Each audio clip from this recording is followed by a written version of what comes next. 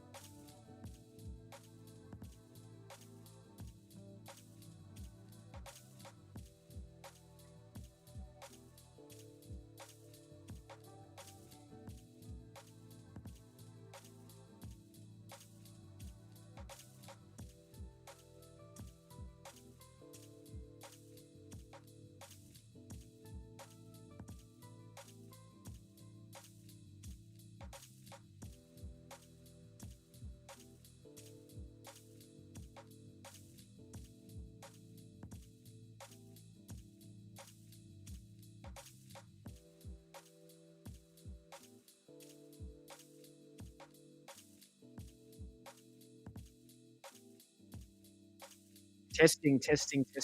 Okay. Muted. This is what I do every single week. I do the intro for about a minute, and then somebody says, "Hey, bro, you're muted." So thanks for letting me know. Welcome to the Next Leg Show. It's 43 OG here. I actually just went through everyone in the chat, so I'll go back and say thanks to everyone in the chat. Familiar names, Wolf, Zero, Syndicate, X15, Mango, Gen W, or Besot, I'm not sure how you pronounce it, which will grant.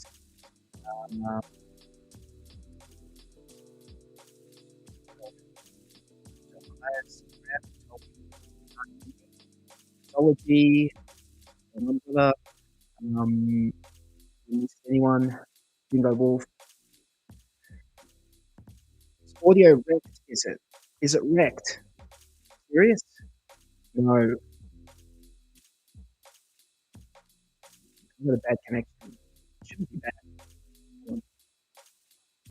What about now? Is that better? Is this better?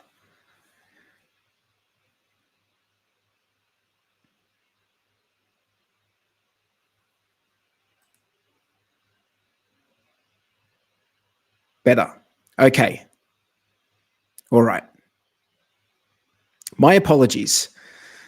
Man, you guys are harsh. Fucking hexagons, eh? God damn it. Don't you real? We fly by the seat of our pants here. So, you're going to give us a couple of seconds.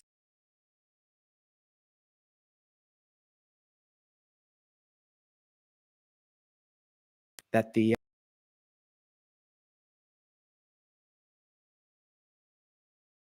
my mug on stream, unfortunately. But hey, on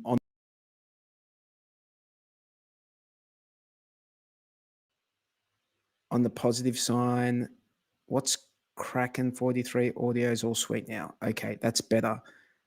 Okay. So hopefully my internet is not total shite today.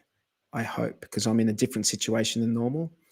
So I've got no camera, and that could be good for the stream. We might actually get more viewers today. I wonder, I would like to see, I don't know if there's a way to do it.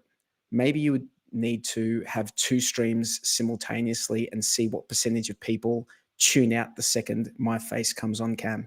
I don't know. It would have to be something that we try out. But the question is, who's the scammer? Who is the scammer? Who's the scammer? Who is the scammer? Well, that's a question that people in crypto ask all the time, and it's a question that gets answered incorrectly quite often as well. And the people that you might think you might think are not the scammers, who have all the paperwork, who are all in quotation marks legit. It seems that it's their activities that get taken down. It's their activities that don't end up working because of the trust factor. So, I'm not sure about you guys, but one of the main reasons I'm in crypto is because I like the idea of replacing trusted parties with code. I think that's like a step in the right direction for humanity. And I hope like, what's happened over the last 14 years, I hope we keep going this direction, but there are hurdles. But anyway, I have a clip here from the HEX conference, which I think it was K4K Crypto put up on his channel. And it was, it's a great clip. It's Richard Hart talking about the SEC, and let's have a listen. The United States government, every once in a while, tries to help its citizens not get screwed, which is nice. That's nice for government to do. And so historically, people would get screwed by schemes where people would say they were going to do one thing and then do a different thing, and then people would lose money. So basically, they created a branch of the government called the Securities and Exchange Commission that tries to help people not get scammed.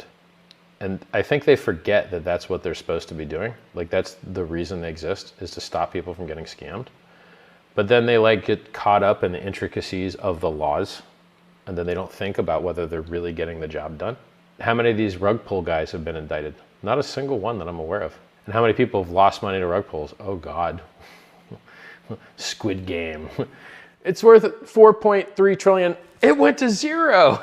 I do so much to try and protect people from getting scammed, and it saddens me to see them attacking people that aren't scamming. We have no shortage of real scams in crypto. If your employer doesn't pay you properly, do you call the Securities Exchange Commission? Nope. Why? Because they are not empowered with regulating business-employee relationships. What if your bank doesn't pay you what they're supposed to? What if they double charge you, like Bank of America, or rather Wells Fargo? I think it was Wells Fargo. They got fined massively for billing people for stuff they didn't sign up for. Do you call the SEC? No, you don't. You call your state attorney general. So what is this little sliver of stuff that they're supposed to cover?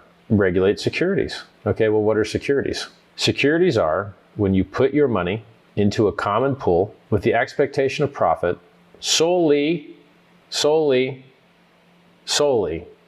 from the work of others.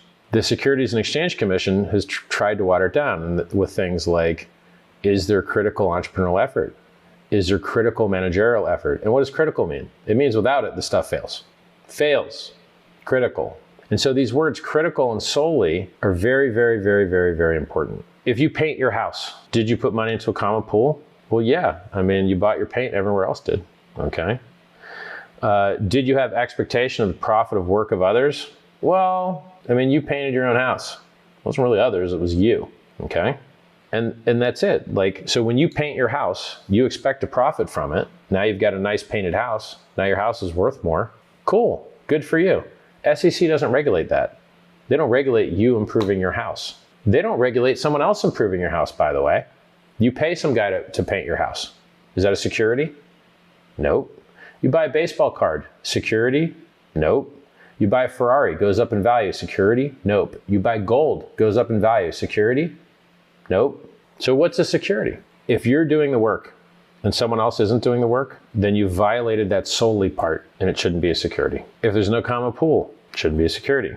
And when I say shouldn't, I mean the Howey test states that every single leg has to pass or it's not a security. So you have to put money into a common pool with the expectation of profit solely from the work of others. They added on this non-judicial stuff with entrepreneurial effort and critical managerial effort. And then there's also some family likeness thing. But the family likeness thing just basically means, like, in theory, you should be regulated as whatever your thing is most similar to. Let's take a look at HEX. You buy HEX. Where'd you buy it from? A common pool? Nope. Most people, I think, buy on Uniswap. Where are the coins coming from? Everybody else that used Uniswap. It's like a flea market. And are you expecting profit from the people that you bought from? One, you don't even know who they are. Unless there's someone, like, I don't know who any of the people on Uniswap are. Does anyone else know? I don't think. And do you expect profit from these people you don't even know who they are? How you can expect stuff from people you don't even know who they are? You don't even know if they're people. It could just be machines. It could just be bots. It could be AI. You have no idea. If there was profit, is it solely from them? Well, no, you ran your own code to perform that transaction to make those coins come to you. You had to do work to move those coins, or else they couldn't possibly move. You, as the person that's transacting on Uniswap, are running all the code. Without you running the code, ain't nothing happening. Where's the common pool? No common pool. It's a million different people. Where's the expectation of profit from the work of others? Who's doing work? You're the only one doing the work. And then like, there's some of the stuff so obvious. Like, okay, so let's just say HEX in general. Is there a HEX building somewhere? Nope. Is there a HEX office? No. Is there a HEX marketing team? No. Is there a HEX CEO? No. Is there a HEX company? No. Okay. So who are you expecting profit from? Doesn't make sense. HEX is the silliest thing to ever screw with because it's the least security thing in the whole game. I die, hex.com goes offline. You go to backuphex.com, hardhex.xyz, apphex.win, staker.app, etherscan.io, write contract. Okay. tshare.app. I made that one. There you go. Right? It's a front end for HEX. Nice, dude. Good job. I didn't even know it existed. And this is what actual decentralization looks like. These are entirely different code bases run by entirely different people on entirely different infrastructure that have no relationship to each other. I don't even know about half of them. So it can't get more decentralized. And by the way, as far as decentralization goes, we're not even on any big exchanges. All of the trading is decentralized. It is nonsensical to attack HEX from a critical managerial entrepreneurial effort thing. It doesn't make any sense. There's no building, there's no people, there's no nothing. It's just code. It sits there. And it would just sit there dead and dormant, except people run it themselves. They decide to do their own work and run the code themselves. That's effort of themselves. It's just like drawing a picture of a pony. Hey, I drew a picture of a pony. Used to be just pencil and paper. Drew a pony picture. Now I have one. Is there security? And then when you mine your own coins, what's the difference? Tell me the difference between you mining your own coins and drawing a pony picture. It's the same thing. It's the same thing. And the concept that anyone would try and tax you on drawing your own pony picture is crazy to me. And that's another thing that's coming up. You can't, if I draw a pony picture, you're not supposed to tax me on that. And if I do some math and mint some more quote coins, which are just like ledger entries in some global shared database thing, should I be taxed on that? What's the difference? What's the difference between me doing some math and writing down a number in a public ledger and me just drawing a pony picture? They both take effort. They're both recorded somewhere that you can see. Like HEX is the strongest. It launched totally sufficiently decentralized. It has had forever many multiple front ends. It has no building. It has nobody working for it. It makes you no promises whatsoever. What do you want? It's drawn pony pictures, except you're minting quote coins, which are just ledger entries. I don't know how one would try to successfully attack it. So you don't have a common pool. You don't have managerial entrepreneurial effort. You don't have expectation of profit from the work of others. What's left? That's like every possible thing. Oh, okay, let's go family likeness test. What's it most similar to? Bitcoin. Except instead of blowing up the environment to mint coins, you just lock your coins up for a while. You can lock them up for a day. Okay, great. Everyone says Bitcoin's not a security. Sweet. So like, we just win on like every single possible front.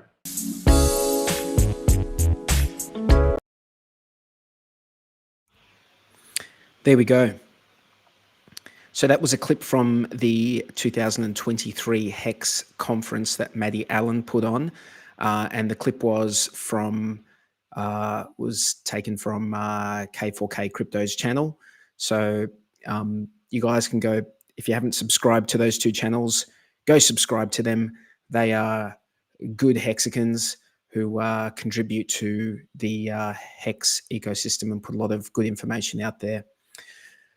So yeah, let's dig in a little. Let's dig into what Richard was talking about. He was talking about why HEX is not a security, and he outlined a few good points. And the point I like is most of all is this idea that if you're producing something, if you're doing some work yourself, if you're just doing something, you don't get taxed on that work that you've produced. And the example that Richard uses is a picture of a pony. If you draw a picture of a pony, you do not get taxed on the picture of a pony that you've drawn. I would like to extend this slightly. And the example that I always like to use is when it comes to HEX, we call it staking HEX, but as a lot of us know, you don't actually stake your HEX. When you, in quotation marks, stake your HEX is being burnt, so it no longer exists. And then you get, in exchange for that, you get a share of the pool of tokens that have been burnt in that same manner. And then based on that, you get a daily payout of the inflation, of the yield in the system. So when I'm thinking about likeness and what does this resemble, I think about it's similar to growing a tree or planting something and waiting the period of time it takes for that tree to grow and produce fruit. So the tree is your initial hex burnt that takes time to grow, and then it bears fruit. The longer that you leave it in the pool to accumulate more yield, the more seasons of fruit that you're going to get out of it. Now, this is the question, right?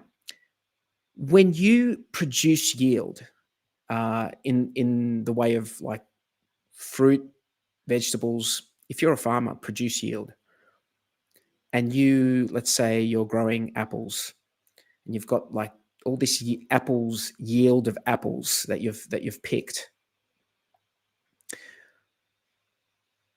Do you get taxed as a farmer? Do you get taxed on those apples when you pick them? When they blossom? Like, when do you get taxed on them? No, you do not get taxed on them when you pick them. You get taxed on them when you sell them. And I think that when we're talking about likeness, I think that's what HEX is most like in my mind.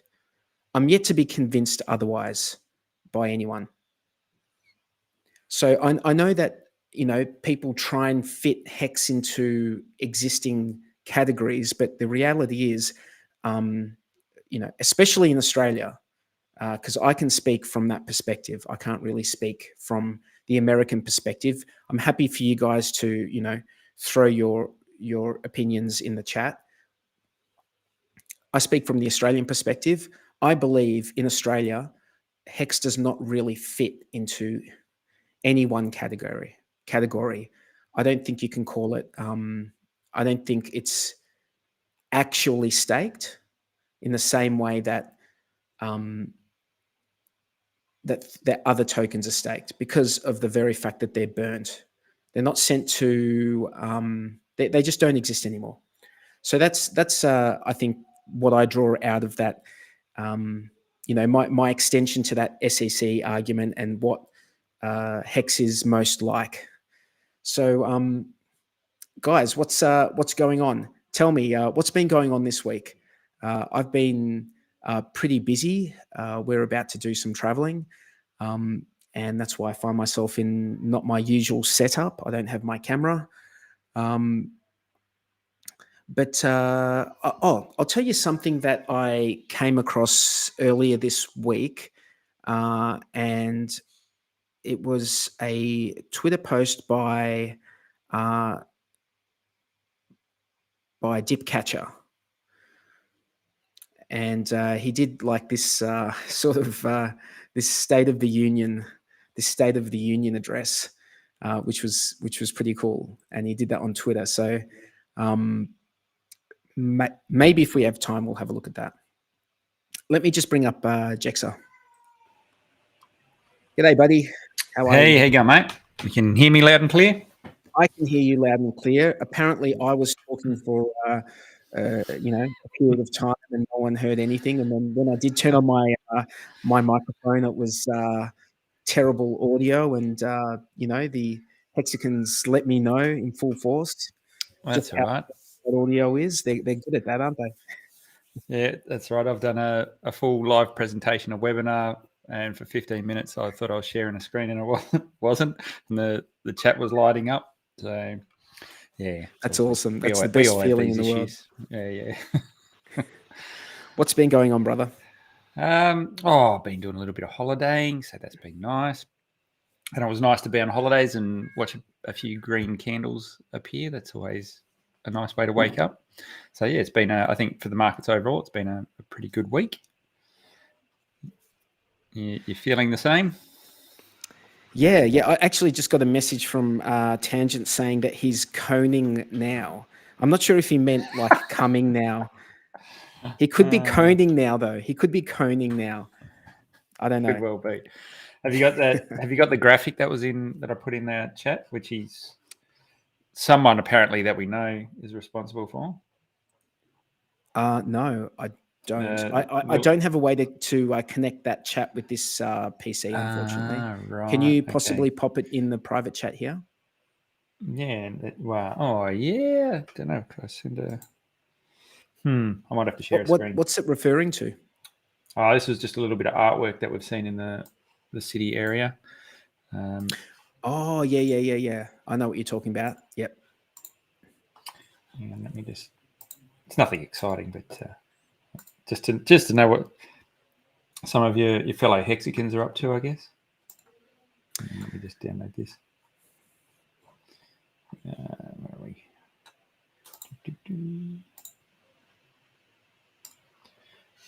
All right.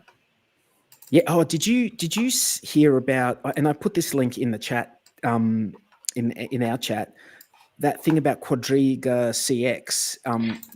There have been background, like 2 or 3 years ago, a Canadian exchange like had some serious issues, and this the main guy, the CEO, I guess, he disappeared, or no, he died when he was in India, and apparently he was Gerald or Gerard or someone. Or?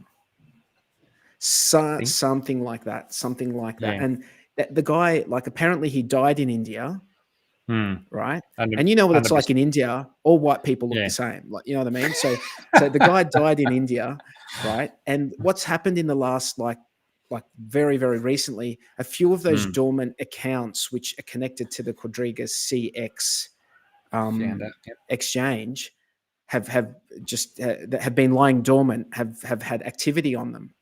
So it's sort of people are starting, and there was always this question back then whether the guy actually faked his own death or not. So we don't know now. Either someone else had the keys and has done nothing for a couple of years, or they found the keys, or the dude faked his death and he's like, okay, time to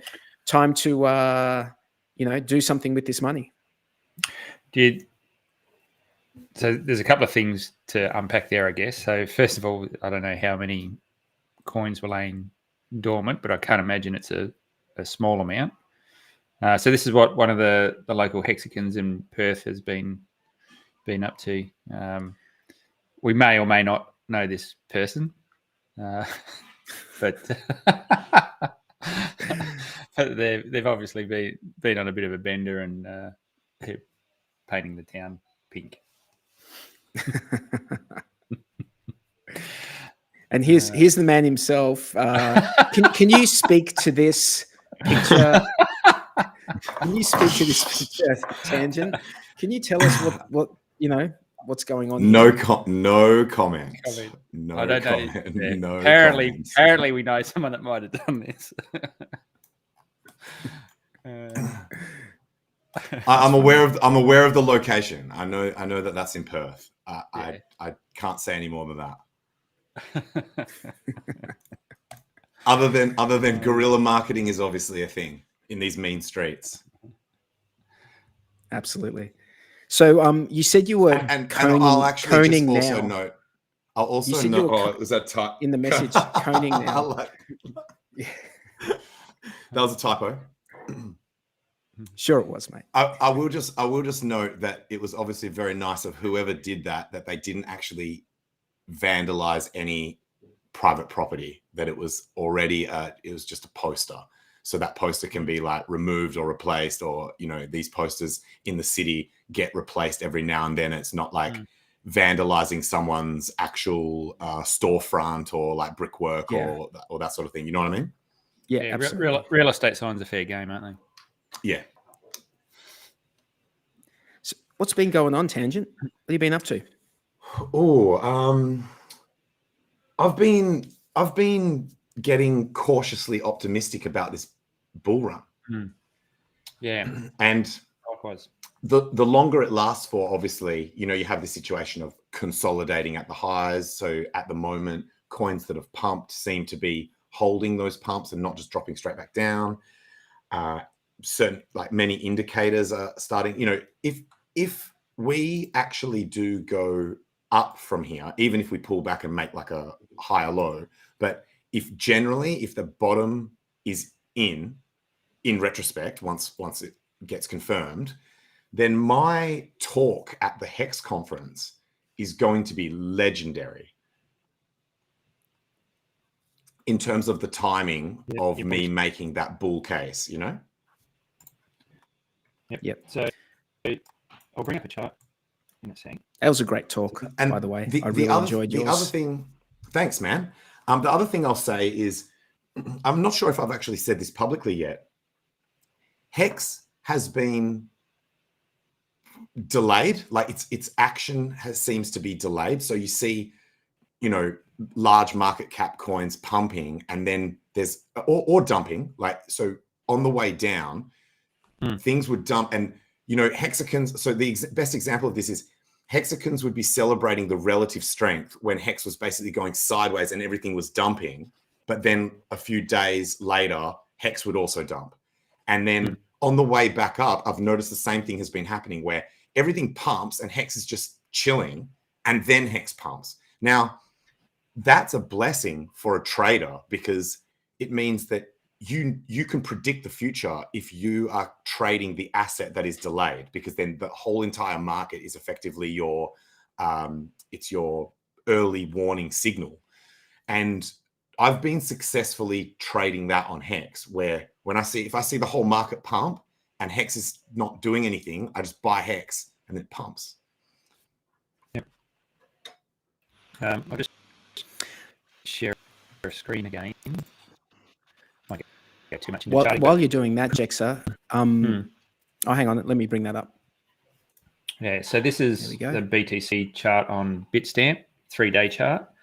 And I showed this a while back, but there's the lines to pay attention to here are so this is this yellow line, which is it's a 21 moving average, but we're on a 3-day chart. So what's that, a 63 day? And then so 2 months. 2 months, and how that interplays with the green line, which is normally a 50 day. So that's a 150 day. And in previous markets, it crosses down, doesn't play with that green line all the way down, and then when we hit the bottom, that's when you cross up in your confirmation. And so where do we sit in this current market? Same thing, cross down, hasn't played with that line for the whole entirety of the bear market, and now it's just curling up. So this could still take a long time to play out, depending on how price movement goes. But that's starting. Can I? An observation. I have an observation that if that is the bottom of BTC, it actually looks like a bottom. A bit of a W there. Yep, actually looks like a bottom. Yeah. So you got like a double bottom there, haven't you? And if it's a long way to get to that red line, though. Yeah, long way to get to that red line. To this red line. Yep, that should be coming down probably, soon. Yeah, if you go to a 1 day, that's probably a little bit more accurate on that one. So on a 1 day, you're above the 200-day moving average. So that's a good thing. We haven't been there for a long time. Yep, so an 11K and Prey would be a 50% drawdown from here for BTC, wouldn't it? Something along those lines. My personal opinion. So I'll show you the box I drew. Well, probably 12 months ago now. This was the box I drew in terms of where I thought price would get to, and that's obviously a big range, but that's where I sort of said I think it could fall into here, and I drew that when we were way back here. So we've dipped into that, and I think I had my low of being 13.8. I think was where I thought you might hit. We haven't been down that low. Like anything, when you're doing your TA, the standard comment, could it go down more? Sure, but That does look like that does look like a nice bottom. We're sitting above the 200-day, and we haven't done that in a long time. That's pretty good. That's some pretty good results there. And I think the one I'm looking for a more solid confirmation is that interplay of these two on the 3-day chart. So if we see that, I think that's looking pretty good. The narrative that I heard that I really liked is that 20K should have been the bottom, as everyone expected, in terms of like getting supported on previous cycle high, and that it was simply the FTX black swan that took it down below 20K. And this entire time that we've been below 20K is actually just a deviation. And then now we're back, we've recovered that deviation, we're back above 20K, and now we can do what we should have done off that 20K level, which is to form a base and move up. It's obviously not guaranteed, but I like the sound of it. What about Grayscale discount? What about that? I'd have to go back and check that. I haven't checked that recently, but bear in mind, this is all off the back of $14,000. You got to also remember this is all back off the back of the US dollar weakening as well. So there's there's a lot of things that have lined up here. Oh yeah, it's always multiple factors. But day 43, my counter to any sort of narrative that's like, oh, what about this? This hasn't been rinsed out yet, or this hasn't been resolved, or this is, you're never going to have a bottom where everything is resolved and it's really obvious that everything's chill. There's always going to be a bear narrative that someone can pull up. Exactly. So, and markets still bottom even with those things still in play. So I'm not going to wait for everything to be resolved before scaling in, you know? Yeah. It's like, I think we also need to see, sorry, Jexer, you go, mate. We've got a bit of a delay as per usual, guys. We're all over the place. Right. Yeah, I was just going to say, it's like when you're at the top, everyone's overly bullish. When you're at the bottom, everyone's overly bearish.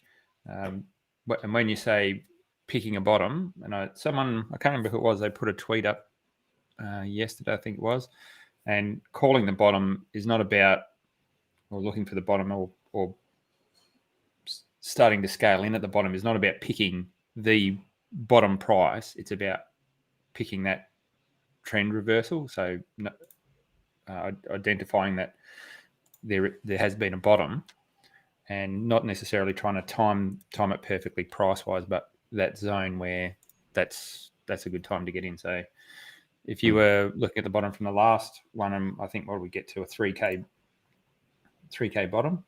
I think anyone that brought in a zone sort of around here would have been spectacularly happy with a buy-in. So anywhere from 3 to sort of 5, everyone would have been pretty chuffed, I would have thought. That maybe not timed it perfectly, and it depends on your risk profile. Are you the kind of person that's happy to leave more on the table for waiting for a more solid confirmation and seeing a better trend reversal? So it just depends how much risk you want on it. 43, have you said I think it's also going to be, I was just going to say, I think it's also, it's a big factor is going to be interest rates. What happens with, just on the macro scale, because I believe we're still going to see increases in interest rates over the next few months. And then when we see a reversal, when we see the Fed pivoting, that might have, at least a psychological effect on the crypto market. I think the markets will price that in before you see it. So they'll be looking at inflation and other things, and not just waiting for the Fed to change their mind on that, because that's going to be a big delay. So I think the market will price that in a bit, and we're probably already seeing some of that now. You're seeing the value of the US dollar going down. So people are obviously taking money and putting it back into the markets. The dollar's weakening, so people would be looking to do something to get a few returns back there. there's two effects that I wanted to mention that happens from what's has happened where we've had like a big jump up that's been sustained is on the way down, bears get rewarded for shorting Routleys and bulls get demoralized by the fact that anyone that's buying in almost immediately becomes underwater and is at loss. Yep. When you get a big jump up like this, bears who have been trained to continually short rallies get wrecked over and over and over and over again as the price just continues to go up, stay a bit, up. So they keep shorting because that's what they've been trained to do on the way down. And then they're just getting wrecked. And bulls finally get so as we've ground along the bottom there between kind of like 15 and 17K, all the people who bought in that zone are now in decent profit and are feeling great. They're feeling bullish. They're telling their friends. So this sort of jump up and sustained price really does a good job of teaching the bears a lesson, or at least teaching them that it's not as easy as just doing sell rallies, rinse, repeat, sell rallies, rinse, repeat. And it gives the bulls a bit more confidence than they've had in the past. Yep. Yeah, I think things are starting to see those a few good signs. It's not just a little bit of price movement. There's a lot of things going on. So maybe we've been. Can we look at the HEX chart? Yeah, sure. Oh, and the other thing I've been commenting on was I made that tweet about looking at good news and bad news within the industry and how much of each will impact the price. So to determine whether you're in bear market, bull market, or transition. And it's like the rule is in a bull market, good news makes price go up, bearish news or bad news does nothing. And in the bear market, the bad news makes the price goes down and the good news does nothing. And we have seen that shift where now you're seeing articles coming out saying, there's this good news and then the price, not necessarily, you can't always know which one caused which in terms of whether they're just like correlating the news to the event, but at least there is that connection between good news in the crypto space and the price going up. And you see bad news coming out and it pretty much does F all. And that's been for a couple of weeks now. So the digital currency group, the bad news and the FUD around that, which is that's pretty substantial. Massive. That's a big deal. And that's been over the last 2 weeks where that's been getting pushed around more with the Winklevi sending out open letters to Barry Silbert and so forth. And then the SEC taking them both on.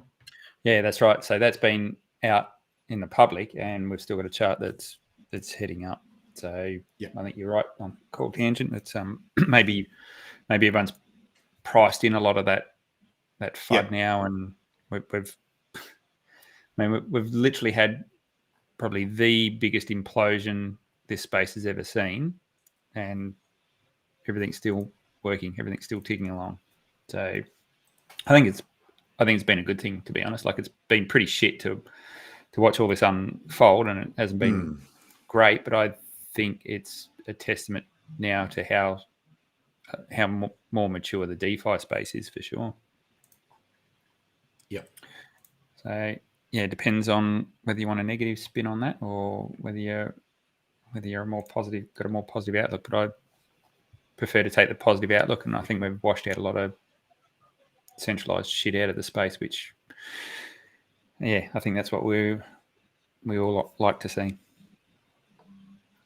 Hey guys, I found a clip from I saw this clip on Twitter from 1959. Awesome. Check it out. For an absolute, laissez-faire, free, unregulated economy. Let me put it briefly. I'm for the separation of state and economics, just as we had separation of state and church, which led to peaceful coexistence among different religions after a period of religious wars. So the same applies to economics. If you separate the government from economics, if you do not regulate production and trade, you will have peaceful cooperation and harmony and justice among men. Word. Who was that? Let's put that out to the chat. Does anyone know who that was?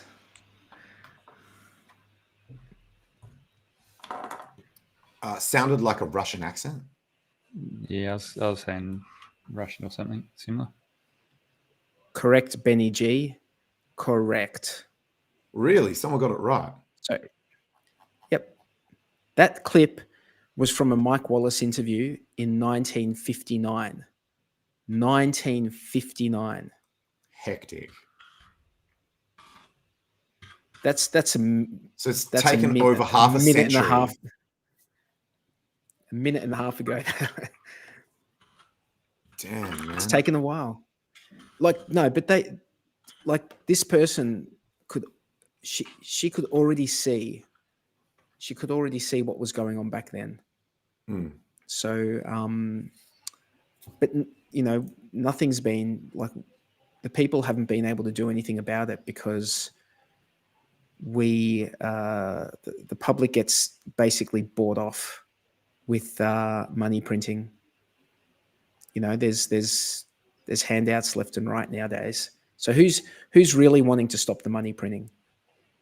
Oh, and by the way, there is you guys realize that the World Economic Forum are having a meeting. WEF is having a meeting in Davos. I like to call them QEF because you'll smell nothing and you'll be happy. I felt like they only met a couple of months ago to sort out didn't they world domination. It seemed, when I heard that, I was like, it was so recent that they were there doing some shit somewhere else, I guess. Yeah, no, they're doing it again. They're back. Obviously, their last set of plans, they have to adjust because people are I think people are onto it. There's a lot of reporters out there, onto it. They're on it. So we'll see what comes out of it. What plans are they making? What are these unelected officials? What plans are they making on our behalf?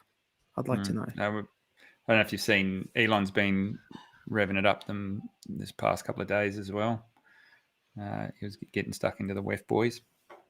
So he's I hope Elon's we can take him at face value. I hope he's not going to Controlled opposition. Controlled opposition. That's the word I'm looking for.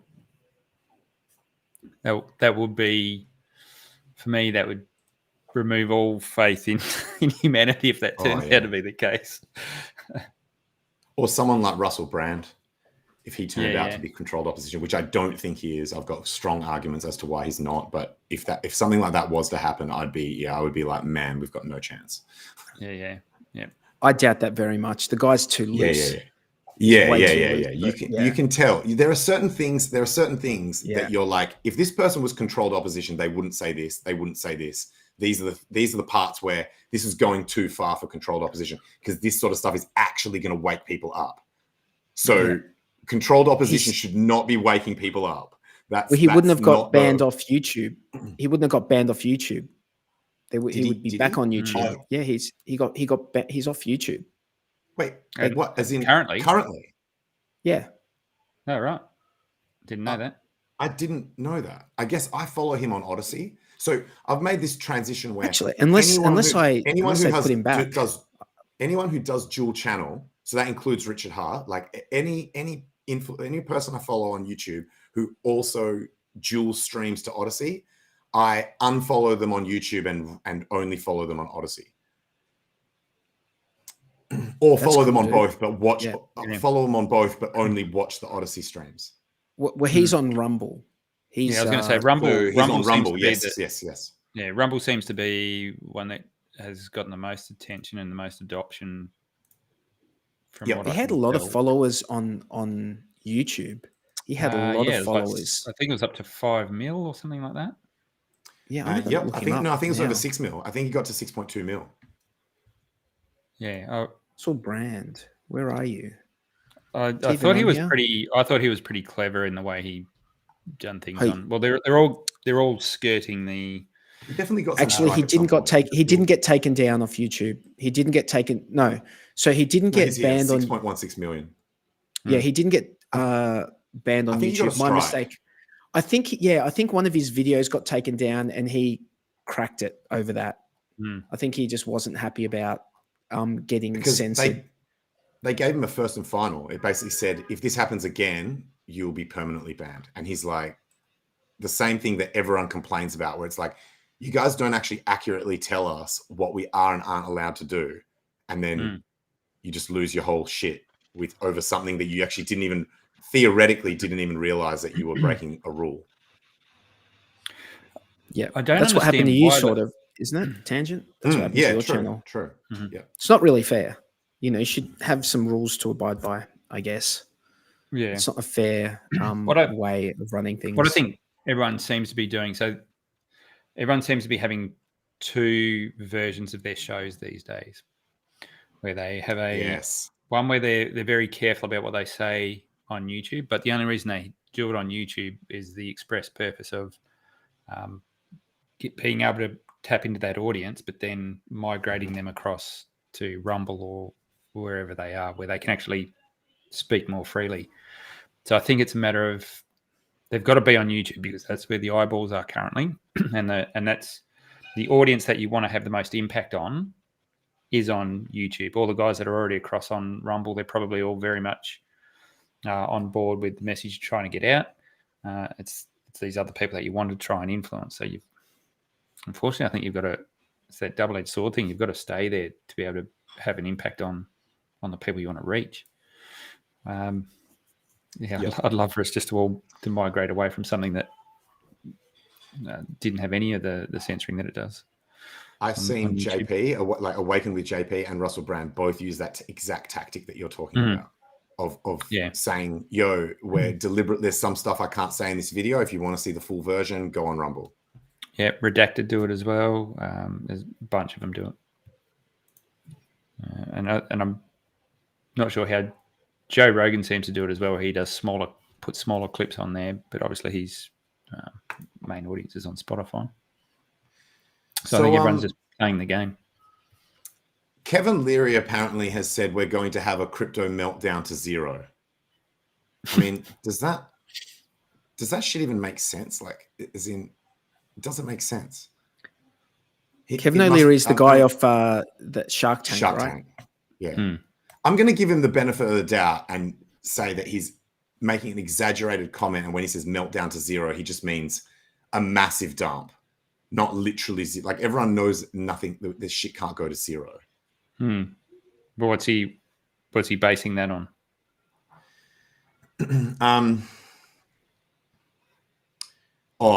Future exchange failures. That at some point there'll be another exchange failure that'll just like crater the industry. And he said it will 100% happen. You know my rule: if anyone ever says something with full certainty, you know they're full of shit, because no one knows anything in this world with full certainty. Dude, that guy is definitely full of shit. Definitely full of shit. Dude, he's full of shit. Just after the FTX bankruptcy, and he came out and just was like and said he'd do it again. Like, bro, you are full of shit. Get the fuck out of my face. That is a softball question. You know the answer to that question is no. If I had known that shit, I would not have done it. And he's like, yeah, guys, I can do that shit again. Idiot.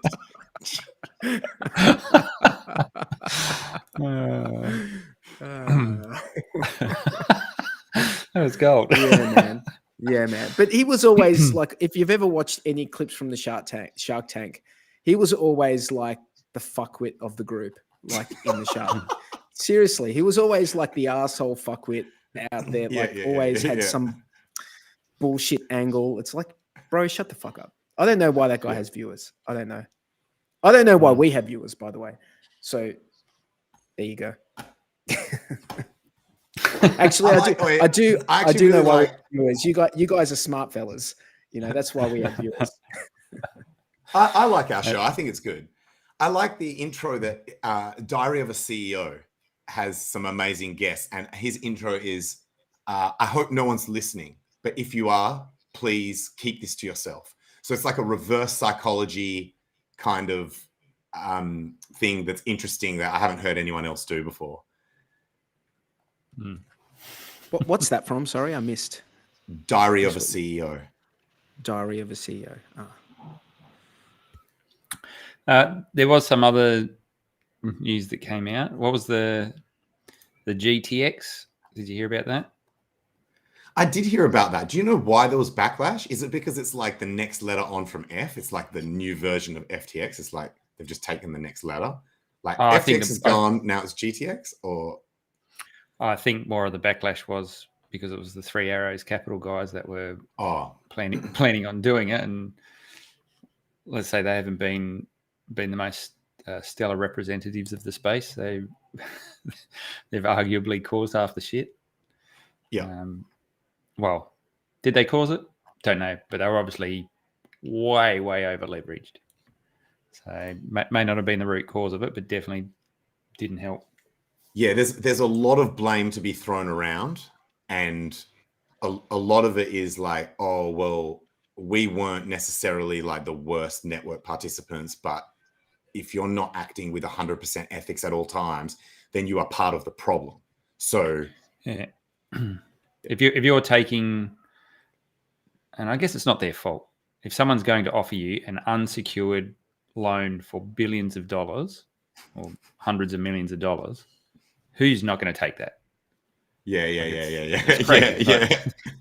A risk-free loan. I heard this hilarious Tim Dillon pod where he was like, people in the housing crisis of 2008, like the subprime mortgage crisis, calling themselves victims. And so it's like, never in history would you ever have spoken to someone and then be like, yeah, I'm a victim. And it's like, oh, what happened? Oh, someone gave me $750K. Wait, what? Someone gave you $750K and you're a victim? Yeah, I was unemployed and someone gave me $750K. I'm a victim. Like, it's like, bro. Now, the US guys in the chat will probably be able to confirm this and tell me whether it's true or not. But I believe you guys have a thing called jingle mail, where when if you've got a mortgage and you want out, you can essentially send the keys back into the bank and walk away from the mortgage. Yeah, I don't know if that's true or not. So if you're from the States and that sounds true, let us know in the chat. Not that easy in Australia. If you take on a loan like that, you're seeing that thing through, and they'll take everything they can off you in order to jingle mail. What the fuck is jingle mail? Yeah, so might be called something different. Yeah, that was like a joke. Heard of that shit. Yeah, that was like a joke term, but it means you can basically send the keys back into the property and walk away from the mortgage. So I don't know whether that's true or not. So anyone that's over there, let us know. Did you guys see that article about the India's central bank governor talking about crypto? Say that again. Did you see the article on India's central bank governor calls crypto gambling, asks for blanket ban again? I did see that, yes. I see, when I see it, to me, I guess some people would see that as bear. I see that shit as bullish. That's it. Bullish. To me, that seems like, like they're panicking. Like the legacy powers that be are panicking. That's what it looks like to me. Man. And yeah. And that's this is bullish the Gandhi in my quote. mind. This is the Gandhi quote. The next stage is this is them fighting us, and next stage is we win. It's Yep. Yeah. And there was something. There was a quote in here. I'm trying to find it. It's basically saying because it's volatile. That he calls it gambling, and there's no underlying value or asset that underlies the currency, which is like ridiculous coming from a central bank governor who is responsible for printing money that is backed by nothing. It's like what I find the hypocrisy in that is just it's you know what's absurd.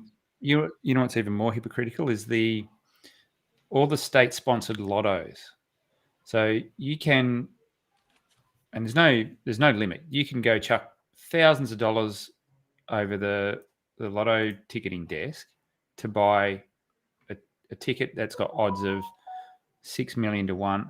16 million to 1 systems here, and I think in the US it's way more because they've got a bigger prize pool. But the odds of ever bringing home the bacon on 16 million to 1 is just insane.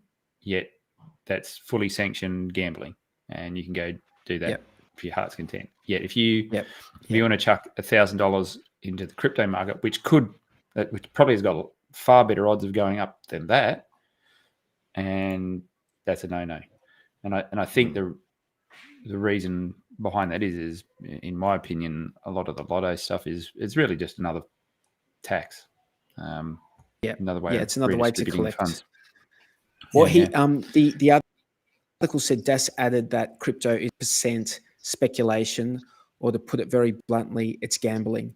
Then he argued that since gambling is banned in India, cryptos should not be allowed to, or the government should lay the rules for gambling. So another reason why the Reserve Bank of India.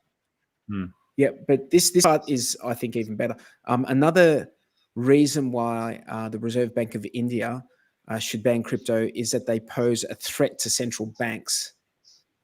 So there's an acknowledgement that he sees crypto as a threat to central banks.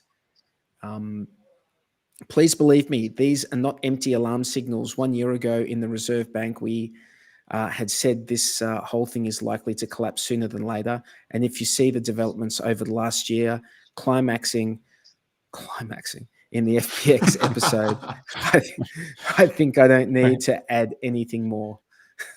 But once again, they're conflating two very, very different things. They're conflating fraud that can happen in any company. The legacy system. In the legacy system. Yeah. So that's more of an argument. It's more of an argument to shut down central banks, because central banks are also counterfeiting money in the legacy system. Yeah. So he's arguing against himself. He's like, these legacy systems collapse, therefore we should shut down crypto, which works. Like it doesn't even make sense. If they were being honest, what you would do is you would put in place something such that, and this is what the Coast guys are doing, something such that you can on and off ramp out of this space, but you can't do all the retarded shit with the leverage trading and all that kind of stuff, because that is, if you've got a straight mechanism where someone can take the clip on the way through the 4% or whatever they need to clip off the top when you're moving funds from traditional system into crypto, fine, pay that entry and exit tax. They could probably stop a lot of the things that have gone wrong in this space by simply just tightening up that, because it's all these centralized exchanges that are holding everyone's funds, that the shit that goes sideways. So it's not a hard problem to fix. They just don't want to fix the problem. Hey, so this whole idea that can I, sorry, mate, I was just going to go back and talk about the Kevin O'Leary thing.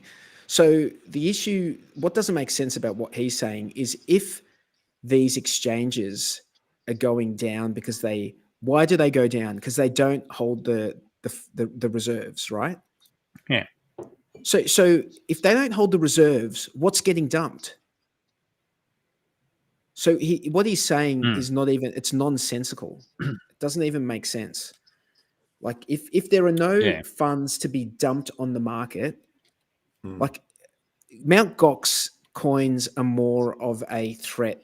You know, the Silk Road BTC is more of a threat to the price than an exchange that doesn't hold reserves is. Yeah. So they were actually again, by the way. Good. You can tell us a bit more about that in a sec. It's funny that whilst Mt. Gox was a shit show, as an exchange, they were at least doing the right thing and had the funds in reserve.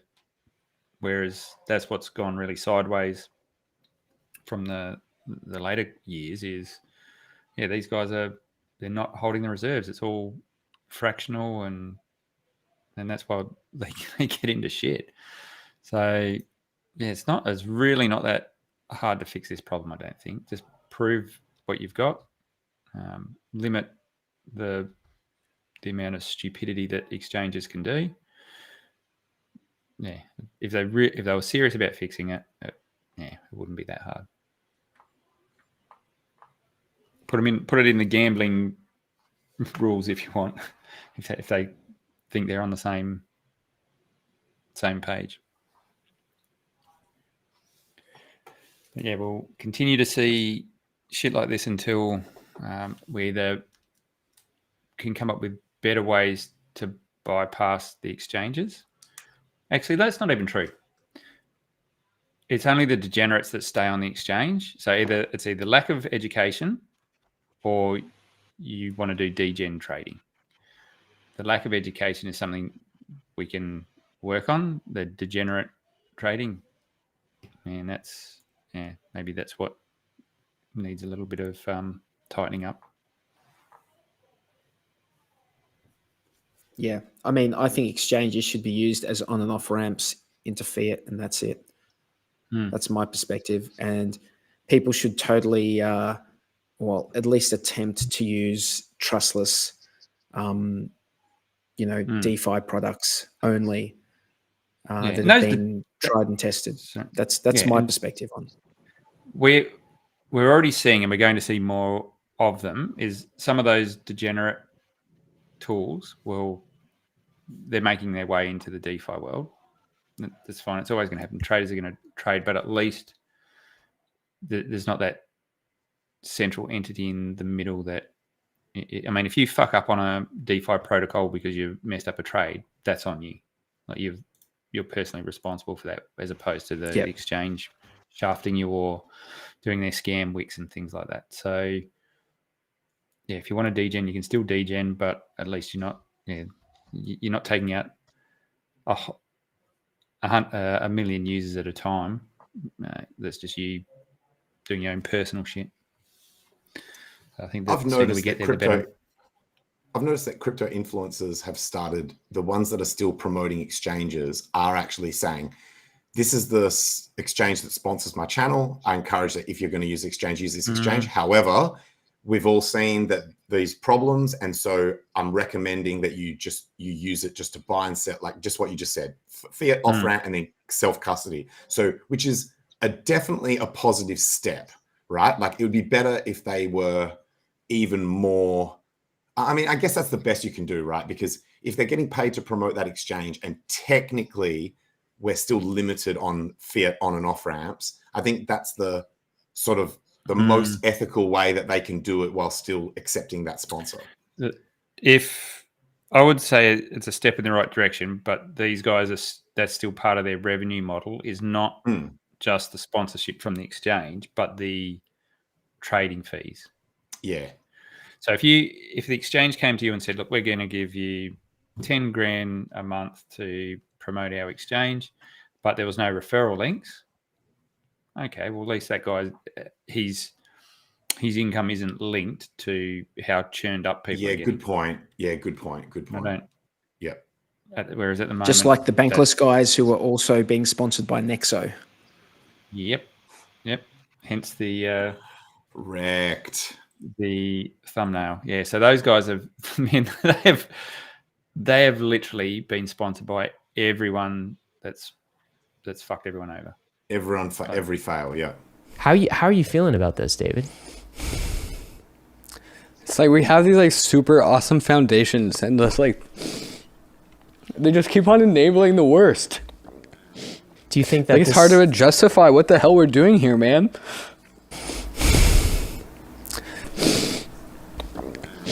It's hard to justify what the hell we're doing here, man.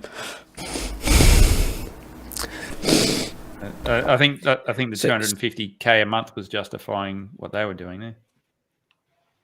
Yeah, exactly. Yeah. No, but part of some of those tears were being shed for the fact that the reputational damage that he was about to cop.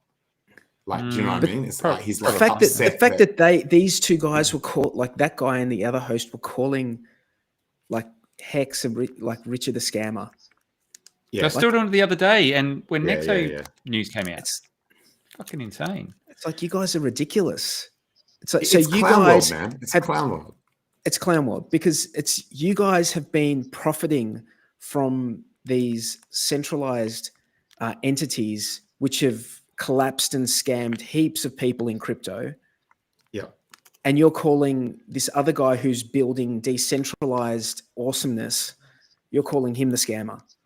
Yeah. Meanwhile, no, who got scammed? Like where are the people who got scammed? And that's the it's maximum clown world. It is Bro, clown my shock only increases every day that this goes on.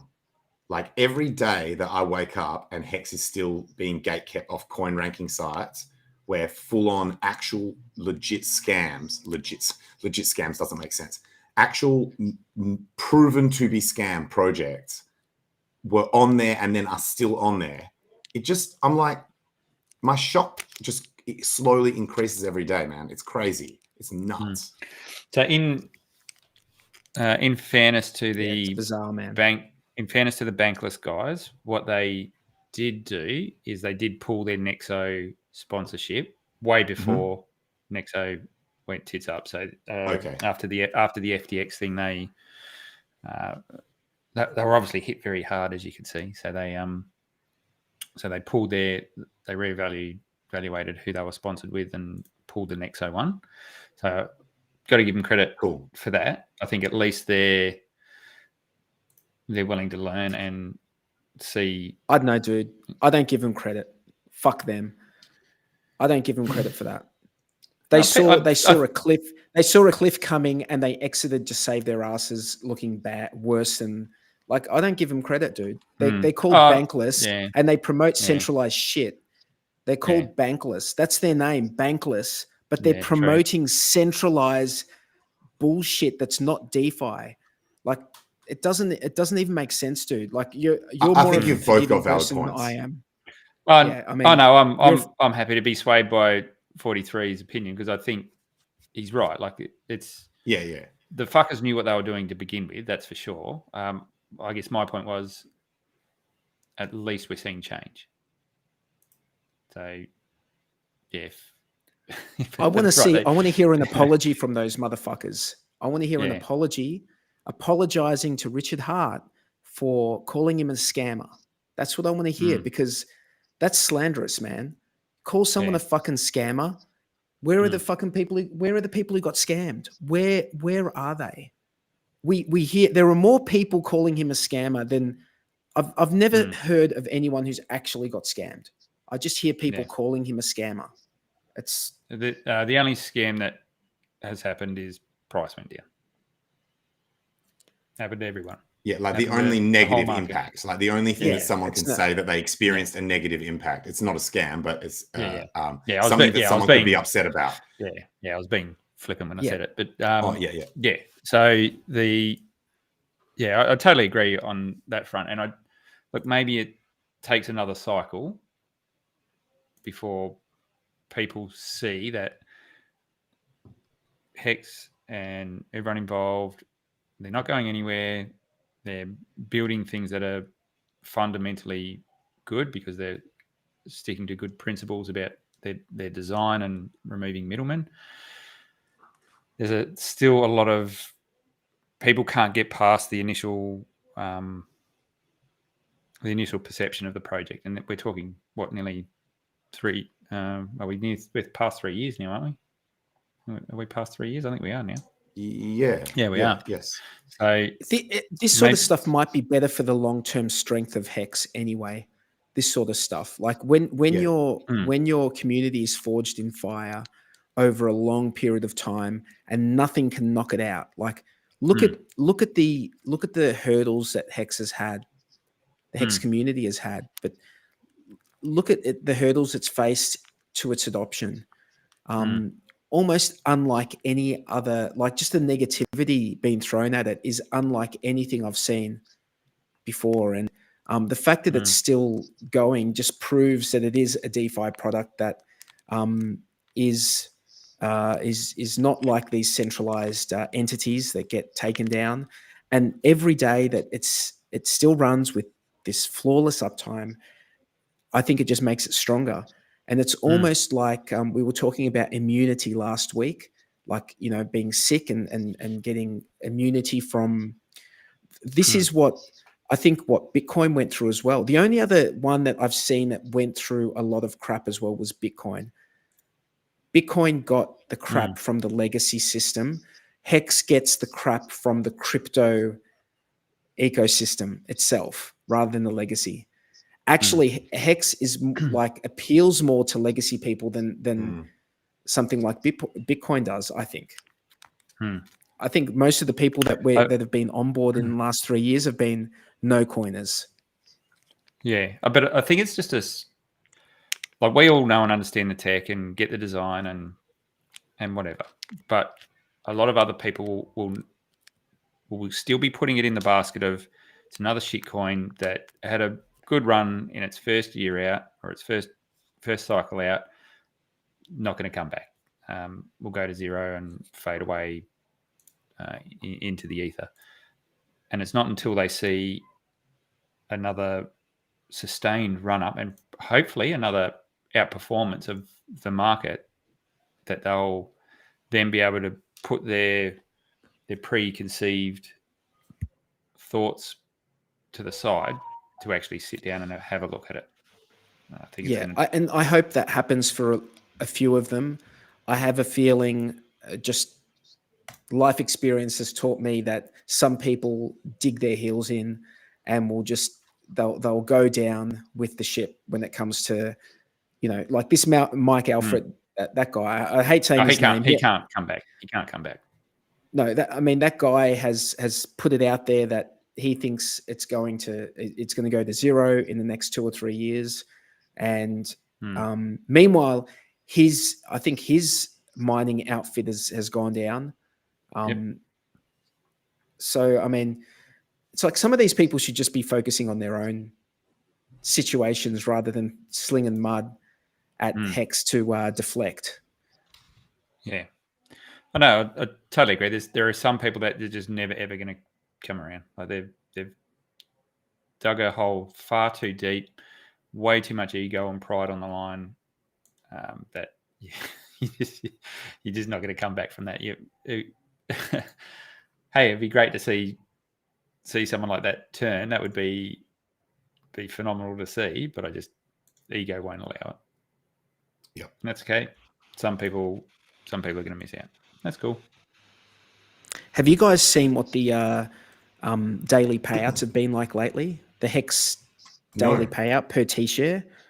I believe, I think they've been pretty good lately, actually, because we're currently the T-share. Like high sixes, or are we talking like over 7? I think it's no. high sixes. I haven't seen too many over 7s. Yeah, I haven't seen 7, but like high 6s is pretty amazing actually. Mid to high 6. Well, I think mid 6s. We saw some in the mid 6s. We're still in that sort of between 6.2 to 6.5 sort of range on a daily basis. But still, I mean, I remember when it was like just getting to 5. Remember when it was like 5? I mean, that's. Did you guys watch the Crypto Sparbook guys and Crispy on the HEX conference? I've watched it, but I was sort of half drifting off when I was watching it. And I think I've seen definitely part of it. And I've got to go back and watch the last little bit because it was the bit where I drifted off, which was the most important bit that I was after, and that was their expected payout per T-share over the next 15 years. Do any of you guys recall? No. What did you go back and watch it? So I think their conservative number was in the 9 region, 9 something. In 15 years, did you? Yeah. But then there was and don't quote me on this one, but the sort of more, I guess, more aggressive number they were looking at was around in the 20s, I think, which is what they originally done a couple of 9 years ago when they seems done it. low to me. It seems low Yeah. to me. Yeah, I want to go back and watch it again and just see what some of their assumptions were. But yeah, I think T-shares are going to get a lot rarer, a lot quicker. So I think that's likely to be a lot higher, that figure. But I want to go back and check it because that was the whole the whole reason why I watched that stream was just for that particular, to see how they had updated that based on Crispy's number, because he's put a lot of data there that they can now look at. Speaking of T-shares and that, do you guys think that project that came out that claims to incentivize better staking behavior is going to improve people's length? I don't know, man. Look, I've had a look at it. I watched Coffee's video.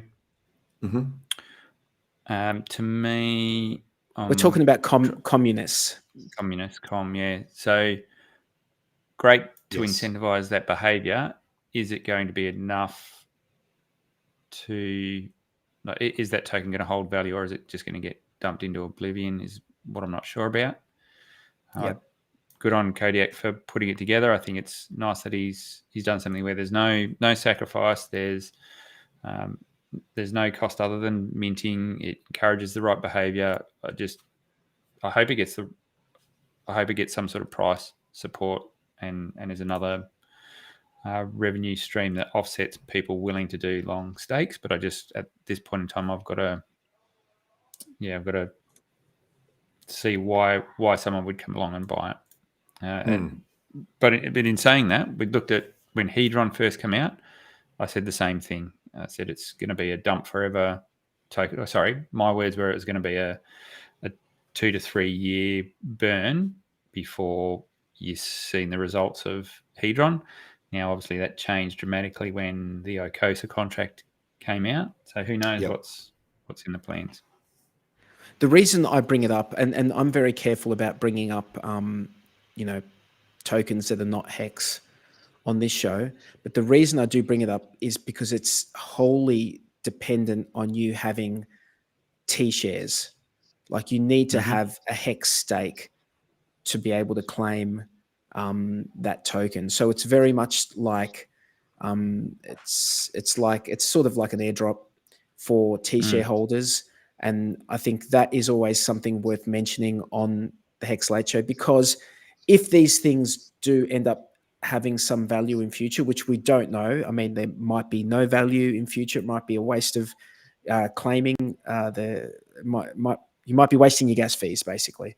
But if it does have value in future, then that's a benefit for hexagons. And a lot of the time, hexagons end up dumping these coins for more HEX, which is a positive thing for HEX anyway. So who knows? We'll and it does incentivize staking behavior in HEX, because you can only claim that coin if you have a HEX stake. So that's why we mentioned it. And it has to be over 180 days. It has to be over 180-day stake. There's definitely some scarcity to it, but scarcity doesn't necessarily translate into value unless there's I like to be able to see where a value transfer is happening, or there's some way that value can be accrued, can be captured in the token. And at the moment, I'm not really seeing that on that one. But hey, I'm happy to be proven wrong. We don't know is the short of it. Yeah, that's cool. That's cool. I thought I would just ask. I do remember Hexo saying once that whenever he gets any airdrop at all, he just literally sells 100% of it into HEX. And that's worked really well for him, particularly with the one that was the uni airdrop and some of the other ones when things were still going up. And I thought that's not a bad strategy if you're a HEX enthusiast, that you would just consolidate everything into HEX as it goes. And typically that's going to work out well. Yeah. Yeah. Just as a general thought, so this is just me personally. When I when I look across at other assets that I might want to diversify in, the main question that runs through my head is, am I likely to get better gains on this than HEX? And with relative to the risk as well. And I don't find too many things like that. Like if you're in the right place at the right time, you can get you might be able to make some quick X's on something, but that's pretty degenerate sort of behavior. So what I'm talking about more is from a long-term hold. So if you had to hold something through the next cycle, what would you hold, and is it likely to outperform HEX? And also the other cost is mental real estate. So the more tokens you have, it's the more price charts you have to be mindful of and alerts you have to set. And especially if it's a small bag, it's just easier just to have less assets so that you're not wasting your life monitoring and different ratios and all that sort of thing. If it's a token or a project you hold because there's a benefit in terms of a utility or a use you're getting out of it, that's fine. But when you distill it all down, and I'll just pick on a random project, I'll say Cardano. Why would I hold Cardano? Well, I don't give because it's the future of finance, bro. It's and it may exactly, and it may well be the future of finance, but is it going to outperform? And the answer is probably no. It's not going to outperform. So I find what was their latest narrative? Their latest narrative was like, I think they've got smart contracts now, and like the activity on the chain is going up and the TVLs are going up or whatever. I'm like, man, I've heard this shit 100 times before on every L1 that is trying to be the next thing. And for me at the moment, they're all correlated. Like I've just noticed all of those L1 chains, they're all correlated. So you might as well just hold ETH or like. So so that was my point. Like if this whole market is going to elevate, what does it really matter if you smatter yourself along all these different L1s and different things? Yeah, some of them are going to pop at different times and there'll be the outlier that outperforms, goes above the rest of them. The ones that have actually been doing quite well lately have actually been the genuine L2s. And I'll say the name of it actually, because there's a pro and a con. So Optimism has been pumping like shit, and that's like a genuine L2 for ETH. But I've been told that the tokenomics for that coin are terrible, that only 4% of the supply has been released or something. So it's like you're in the long term, you're looking at a token that is going to get diluted to shit. So it might be pumping at the moment, and it might have everyone frothing for it because L2s seem to be a popular thing at the moment to get like the low fees, but still be genuinely linked to the most vibrant smart contract ecosystem. So, but it's not going to. I think it would have to be a short-term play at most. That's right. So things will run. Definitely things will run. But if I'm looking at, okay, I need to hold this thing, or I want to hold this thing for the next 3 years, I find it really, really hard to diversify because I just don't think anything's going to happen. And that's that distinction between, are you just trading to try and make more of your preferred coin, or are you long-term investing into something that you genuinely believe in? And so. And one of the things that influences me the most when it comes to these like other projects or other coins, other tokens, new things that come out, related to HEX, perhaps not, is this new thing going to turn me into a click monkey? Do I have to sit there clicking through all manner of shit just to claim X, Y? And do I have to do it every month? Like there was something out there that came out that was originally click monkey. Bro, I don't want to be a click monkey. I agree. I just love the term. Yeah, no, and that's what some of these things are. And like, I'll give you an example. I don't want to do that. I will not do that. So I had nothing to do with. There was something that came out that got airdropped. So you guys will know what I'm talking about. Something, and I'm not going to name them. Something came out that got airdropped to hexagons, and then later on, there was you could swap that token for something else that allowed you to, I guess, do like a 30-day type activity on a rolling basis, right? I can't think of anything I would less rather have to do than on a 30-day basis have a job to fucking do. Like, don't give me a job to do. Do not give me a job to do. I do not want that. However, I know someone who's just getting into crypto, who for them it's actually a good thing for them to have to do, because they're going to have to go in on a monthly basis. It keeps them connected with what they're doing, and for them it was their choice to do it. I didn't push them in that direction, but they wanted to do it and they did it.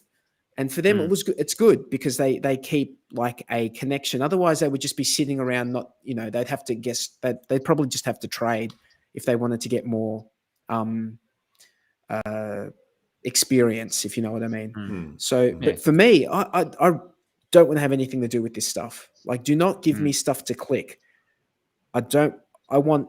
Like, even that's my irk I have with and I'm going to get hate from the chat here. That's my problem I have with Hedron. Don't name it. Don't name. Oh, okay. No.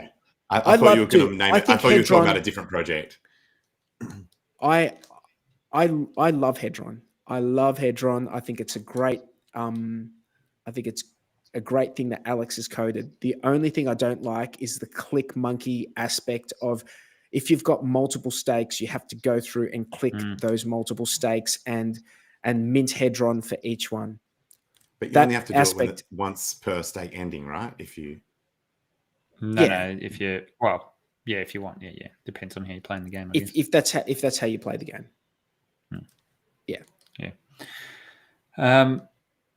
T-Bird, that's the first I've ever heard you say. So I reckon Pulse could outperform Hex in its first cycle.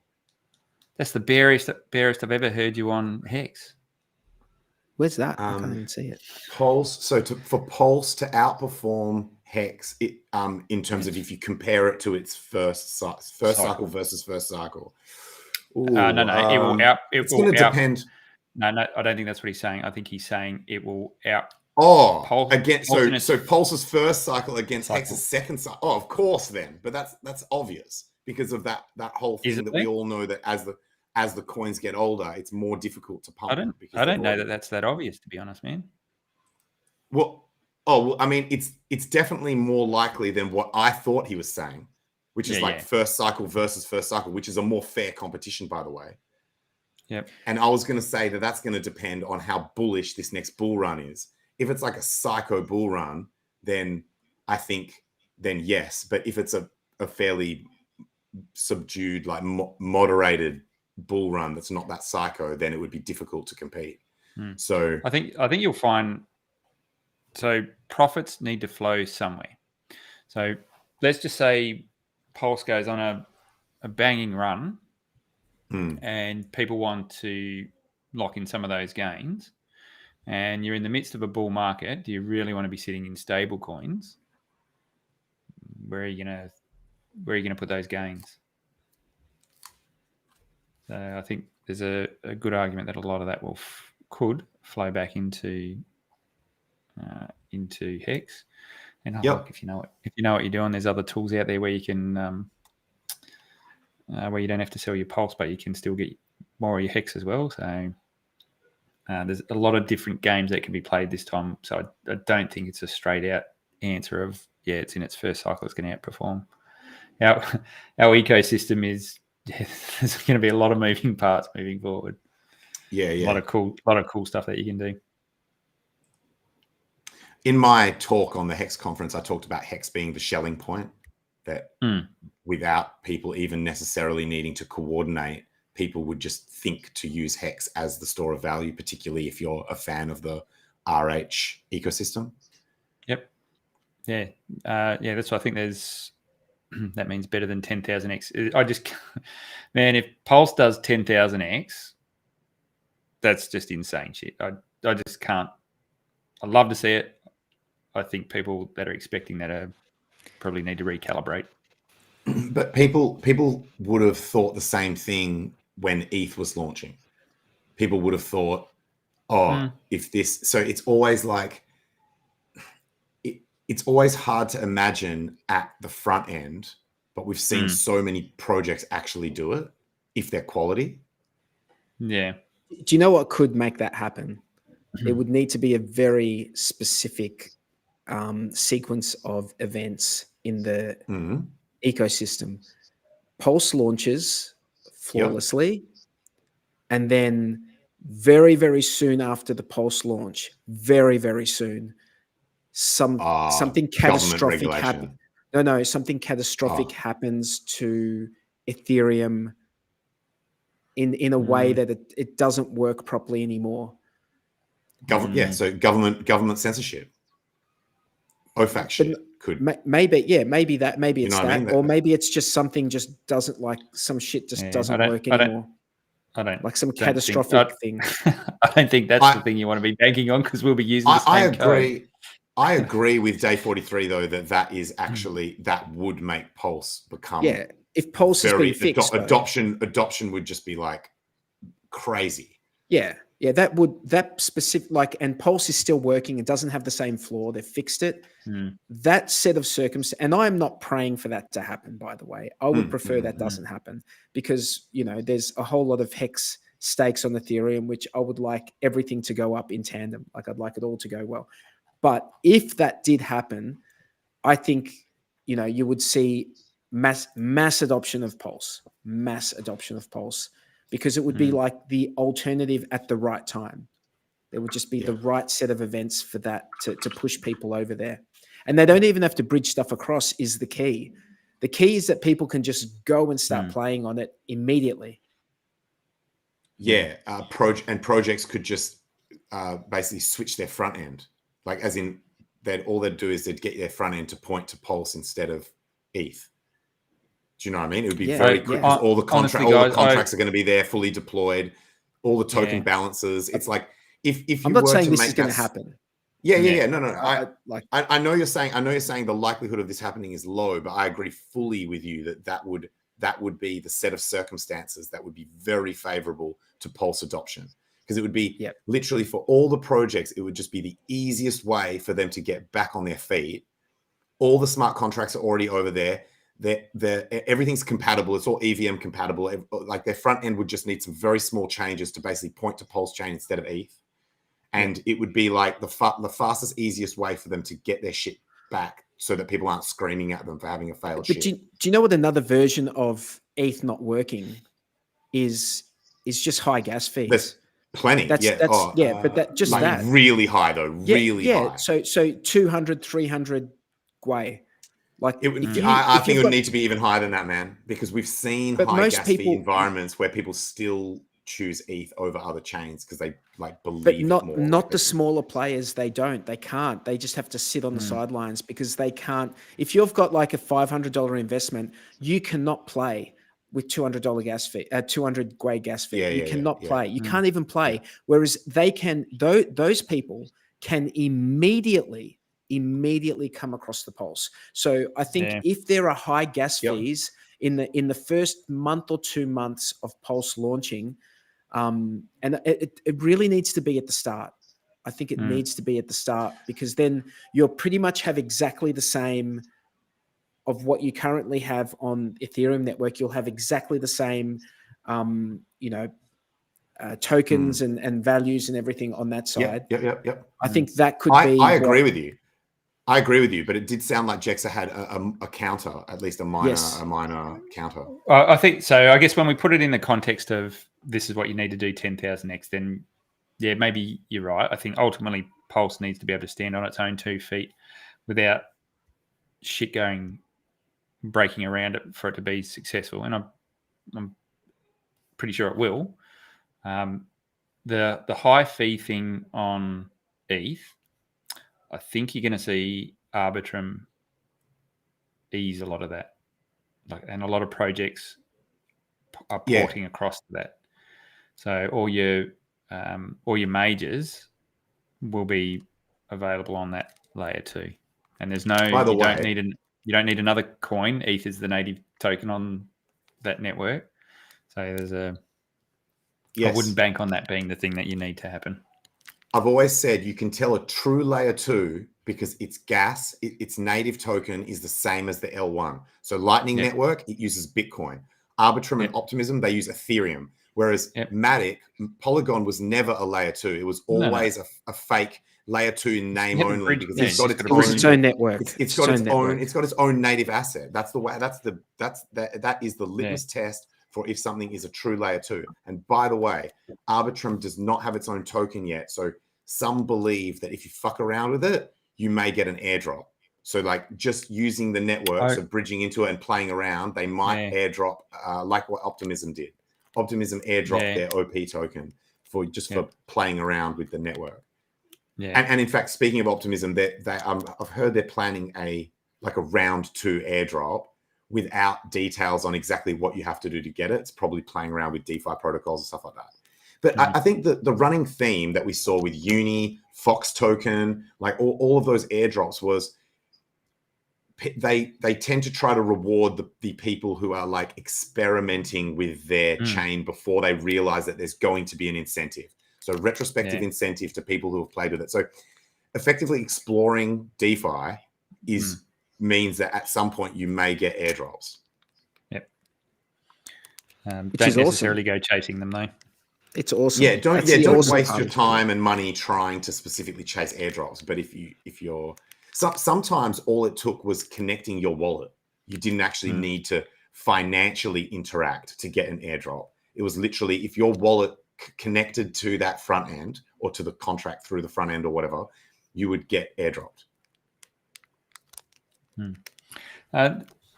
Someone put in a comment I wanted to go back to.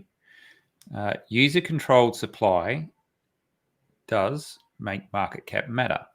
Pulse is launching with a rough 700 million market cap. To do a 10,000x, you'd need to start lower, in my opinion. What's your thoughts on that comment, Tangent? I don't think so. As in, really, all that matters is liquidity and supply versus demand. Because realistically, it doesn't really matter what the cap says. It's like the easiest example is the whole like, if you've got a supply of like 1 trillion and you sell one to your mate for $1, it's now a 1 trillion cap asset. So it's really liquidity and demand that are going to dictate how high the price is, how many X's the price goes. And remember also that there's an assumption as well. What? Sorry, true. No, good point. The assumption. Make that point. The assumption is that this $700 million market cap won't drop because a 10,000x is measured from the low.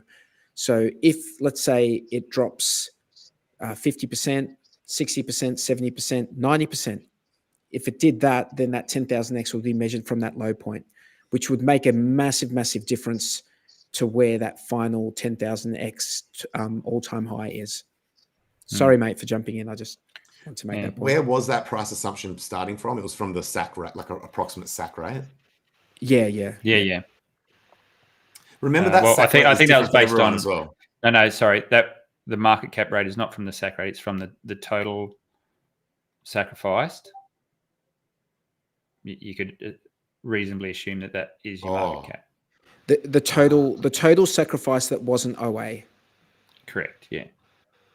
So you could assume that. That's good point. Your good market point. Cap, which I agree with. That's a fair assumption. Does it matter for price? I don't think so. It will come down to how many people pay per hand. So actually, it will come down to a couple of things. Like 43 just said, you need demand. If there's no demand, then price is going to do shit. I think there's going to be enough demand. Like I think there's a lot of users out there that will come across the Pulse. I think that haven't sacrificed, and even with the people that have sacrificed, I still think there's a lot of activity there that can be had. It will come down to large wallets how much they can diamond hand it initially. And I don't. I'll actually be quite devo if the price goes significantly below the sack rate, because it will mean that we've had our capital tied up for the entire time since the sacrifice, and someone can just come along on launch or within that first week, having not had their capital tied up for that extensive amount of time, and also get it at a cheaper rate. That would be absolutely devastating to me. There is also a I would expect variability in where people are in profit. So, you know, someone who came in and sacked a small amount at a bad time in the sack phase. I just made that comment. Yeah. About how everyone's sack rate is different. Yeah, so people could be in profit and they might be selling their profits, and other people might be experiencing, might be in the red, might be underwater at the same time. Like some people are selling in profit and other people are underwater because of the difference in order of magnitude. Or it's only within one order of magnitude. Yeah, that. So I'm saying significantly. I'm not talking like 10, 20%. I'm talking like significantly. Like how you were saying, if it was like 90, 95% down or whatever, you know what I mean? So I think you will find bonuses as well. The bonus is the other thing that affects it. So bonuses and the price that whatever it was that you sacrificed and what its value was at the time would both impact that rate that you. I saw someone on Twitter saying they were like, I'm a massive Pulse whale. I got one of the best bonus things and I'm going to dump all of it on as soon as it launches. Or something like that, and I was just like, awesome. Good on them. Good on them. Dump. Good. That's it. You could only dump. But they could just be bullshitting. They could also be bullshitting. Yeah. It could just be some pleb that didn't even sacrifice at all and just trying to FUD the shit. The reality is T-Bird's comment is I'm not going to put that comment out. But it's true. There'll be people that have been holding this for a while that maybe overcommitted or get a small gain, and they'll just shit the bed. They'll dump it, and I'll be surprised if price doesn't go below average sack value.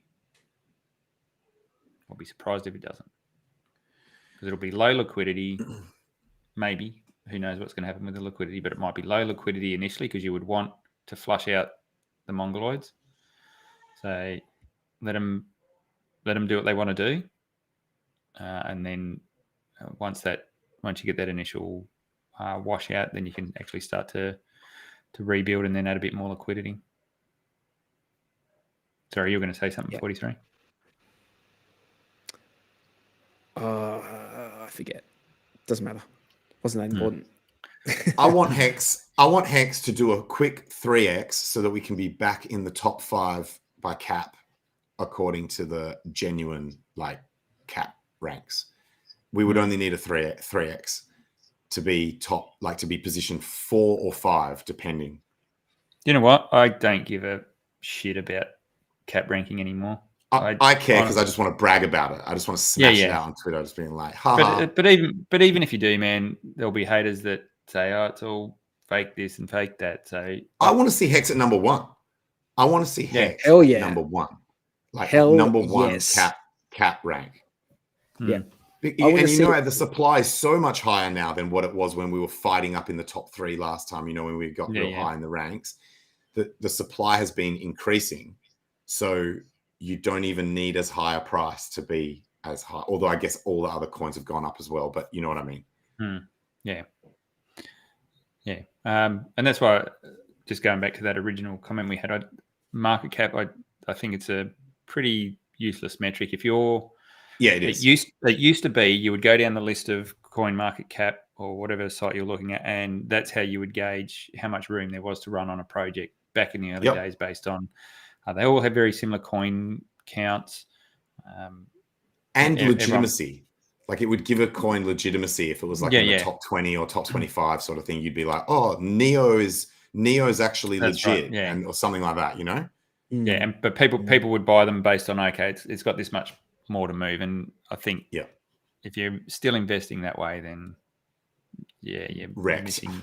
Yeah. Do you remember when people would be like, oh, Link did this, and then this project over here is also an oracle. So if it even just did 5% of what Link did, then we're all getting rich. Like that was like doing that likeness thing, just being like, oh, but this is also an oracle, as if that's gonna like, then it just deserves to pump by a percentage of what the other one did. It doesn't work like that. Yep.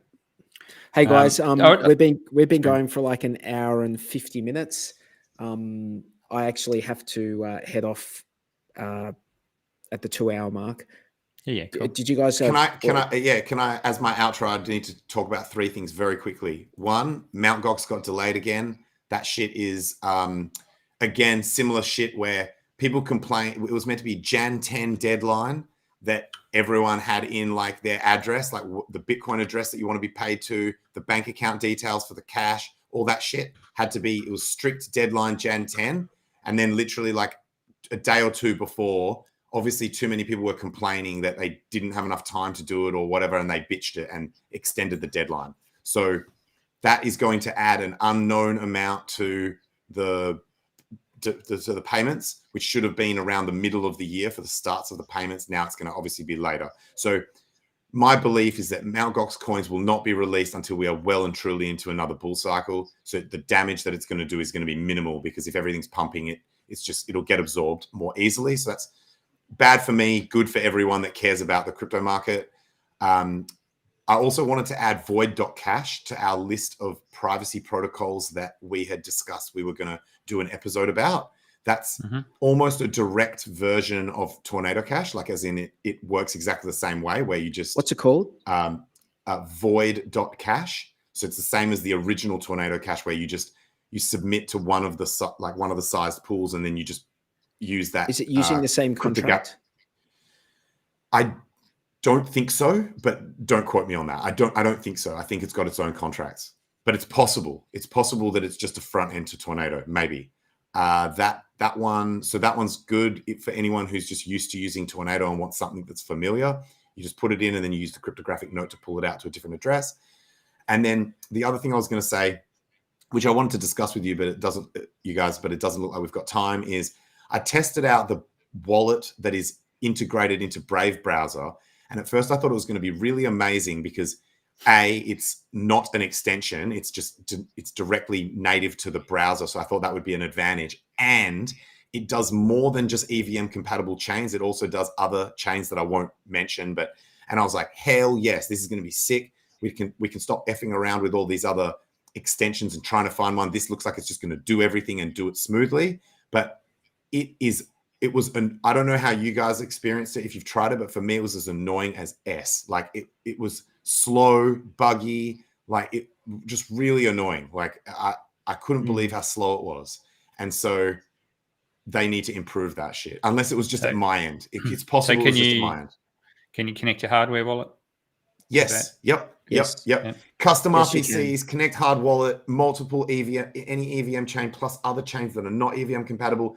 On the surface of it, literally everything you could possibly want in a DeFi wallet. And you don't need to risk having an extension because it's native to the wallet. So it sounded amazing. Cool. But too slow. But ultimately so slow. But ultimately, that doesn't really matter whether it's an extension or not. Ultimately, what matters are the packets that are going out. Yes, that's all that matters. Yes. Like, you're right. What's it could still be a problem. Like, what information is contained? To be quite privacy conscious. What information is contained in the headers of the packets that are going out? That's what matters ultimately. I think Brave has got a good track record of being quite solid on the privacy front. Yeah. I've seen it. I've played with it before. Yeah, I've played with it, and did you also find it to be slow? I find the interface, the user interface, to be a bit glitchy, like you were saying. I think it's an option, and I think the more options that are out there, the better it is. So I wouldn't say to people absolutely do not ever use. I would never use it as an actual wallet itself. I would only use it as a conduit for a hardware wallet. Oh, would obviously, never- but that goes for yeah. that goes for all of these, right? That's Yeah, that default goes for everything. But I comment think for it's any wallet. important that I point that out. Like, I would never actually use that wallet as a wallet. Yeah, as a sorry, hot yeah. wallet. I was only ever using it with my hardware wallet. I wouldn't With a use hardware it. wallet, I wouldn't raw dog it. So Jexa, does that mean that, in your opinion, would your favorite still be Rabby then? If that's Yeah, Rabby has the best UI that I've been using so far. Obviously, the one limitation being you can't put in a custom network. You can do custom RPCs, but not a custom network. So that's a bit shit still. Yeah. The other one that Bit glitchy for me, man. A bit glitchy. No, I find it's actually quite. Doesn't quite work well smooth. on Linux at all. Oh, okay. Well, yeah, I couldn't comment on Linux. But yeah, to me, that's the best UI. The block wallet is probably the second one, but it's not a patch on Rabby at the moment, I don't think. Frame. so Rabby Frame wouldn't wallet, guys. you wouldn't be able to Frame use wallet. ETH proof of work ETH. That one you would have to use your ETH network and change the RPC to be ETH proof of work. Could you do that? Oh, I haven't thought to hack it like that. To be honest, that would be dangerous. But yeah, just confusing. Yeah, I probably also wouldn't risk it. So and they haven't commented on whether they're going to support PulseChain. No, well, it's on their roadmap. Obviously, they can't. Oh, cool. Yeah. So that's but just in terms of adding other networks, you're a bit limited as to what they let you do. But they've got like a lot of networks in there. So hopefully they'll sort out they're adding a custom network thing. Everyone asked for custom RPCs, and they did the right thing. They've implemented that, but I think what everyone was really asking for was custom networks. Yes. Yes. Yeah, but I think they'll get around to that eventually. Very cool. Thanks, guys. There's no silver bullet. No. Yes. Jexa, did you want to any final words, mate? Just out of interest, so I thought I'd just find out, because you've talked about Mt. Gox with the Quadriga CX address becoming active. I just thought I'd check and see how many coins we're talking about there and what sort of damage that could do. But it looks like it says more than 100 BTC tied to Quadriga CX has moved out of cold storage. So it's not a massive amount. It's not a small amount, but it's not a massive amount. Don't know that that's the entire total amount though, but they've moved it to a mixer. So it's on the move. So They moved it to a BTC mixer. To Wasabi. Ugh. They're going to have to do better than that. Yep. So that could have a little bit of an impact, but wait, Wasabi's G. Wasabi's really good. Yeah. My understanding is that they're only good to a point, and they're still trackable. They're like on BTC, it's only good. There's the gold standard was Tornado, the gold standard, but there's like with Wasabi, because of the UTXO system, I think it's still trackable in some way. Like high level tracking software can still track that stuff. So they're probably better off. That's my understanding. You're probably better off bridging across to. I'm going to need to go then. No, I'm just kidding.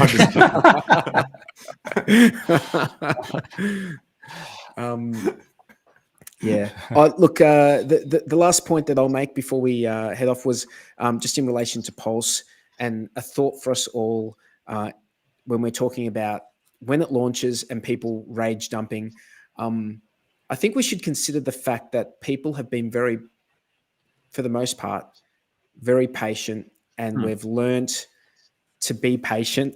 Like whether we like it or not, we've learned to be patient over the last couple of years. This urgency to dump, I don't know that people are going to want to dump if they're underwater. I can understand people saying, "Hey, I'm happy with a 2x, I'm happy with a 5x, I'm happy with a 10x." There'll be people waiting for 100x. There'll be people waiting for 10,000x. Everyone's going to have different sets of different expectations. But I would be very surprised if we just get like this, just people just dumping, like unleashing the dump for, you know, a long time. I can't imagine that happening. And I don't know what's going to There happen. could easily but be as many people buying, like as in there could be rage buying. Exactly. Like I think, and they could just offset each other. And if there's like a couple of months of lead into the launch, or a month, it could and we're in the beginnings, or we've already bottoms out in the crypto market, and we're in the beginnings of a bull. Who knows what could happen? Like it could be very, very positive, and we could see really positive things, especially if people are patient, you know. But just the counter on it, mate. There's a lot of people holding Pulse X who want Pulse, and there's that as well. Oh, yeah. But there is an unknown element, which is the incentive token, which Richard Harder said he does not give a shit about. He does not care about. But the problem with not caring about the incentive token is that why would anyone give a crap about it if the founder doesn't even care about it? So that's a problem. That's a problem in itself. So anyway, these things are going to get resolved. They're going to get played out. We're going to find out about them. We just need to continue to be patient and let the devs do what they do best, and continue to dev. Big shout out to the chat. Thank you so much. Thank you, Jexa. Thank you, Tangent, for coming on this week. And we will, unless you guys have anything else to add, we'll see you next week. That's it. Peace. Thanks, guys. Thanks, chat. Peace.